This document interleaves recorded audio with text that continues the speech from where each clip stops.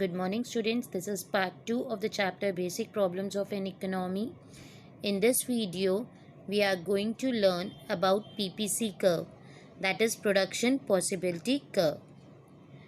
It is a curve which shows various combination of the amounts of the two goods which can be produced within the given resources and technology. ये एक curve है जो क्या show करता है, कितने amount of goods हम produce कर सकते हैं, उनका कॉम्बिनेशन. यहाँ पे एक बेसिक एजम्पशन लिया गया कि जो प्रोड्यूसर है they will produce only two goods. In other words, it is a graphical representation showing all possible options of output. ये ग्राफिकल रिप्रेजेंटेशन है, मतलब ग्राफ के फॉर्म में आप जो देख रहे हो साइड में, जिसमें सारे possible options of output for the two products that can be produced using all factors of production. यहाँ पे वो सारे factors of production को हम यूज़ कर रहे हैं और क्या क्या combinations आप बना सकते हो. जैसे एग्जाम्पल यहाँ पे ले रहे हैं, हमने गन और बटर का लिया है ग्राफ में. ABC ये 3 कॉम्बिनेशंस हैं. ये पॉसिबल ऑप्शंस ऑफ आउटपुट हैं दो प्रोडक्ट्स के जो प्रोड्यूसर प्रोड्यूस कर सकता है विद द गिवन रिसोर्सेज. ठीक है. It is also known as transformation curve. इसको और क्या बोला जाता है बेटा? Transformation curve. नेक्स्ट आता है the PPC curve is based on the following assumptions. ये एजम्पशंस के ऊपर बेस्ड है. First one, only two goods are produced in different proportion in the economy. सिर्फ 2 गुड्स ही प्रोड्यूस कर सकते हैं प्रोड्यूसर्स, ये मान के हम चलते हैं.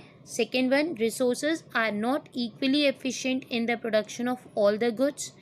जो resources हम use करते हैं factors of production, वो सारे equally efficient नहीं हैं. ठीक है. Third one, the suppliers of factors are fixed. Factors मतलब जो factors of production है, जो resources हैं, उनकी supplies fixed है. Fourth, there is no change in technology. Technology में कोई भी changes नहीं आएंगे. Fifth one, the economic resources are fully employed and technically efficient. जितने भी resources हैं वो fully employed हैं. These are the assumptions when we are preparing the PPC curve. We have to follow this. Next is the two main characteristics of PPC curve. PPC curve की characteristics क्या क्या हैं बेटा?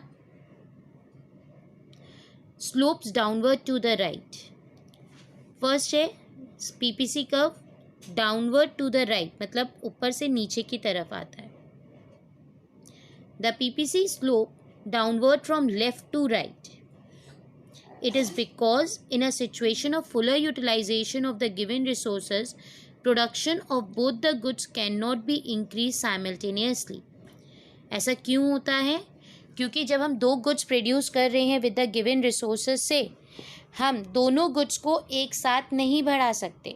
अगर जैसे हम गन और बटर प्रोड्यूस कर रहे थे हमने पीछे एग्जाम्पल में, तो अगर हमको बटर और प्रोड्यूस करना है तो गन के प्रोडक्शन को कम करना पड़ेगा.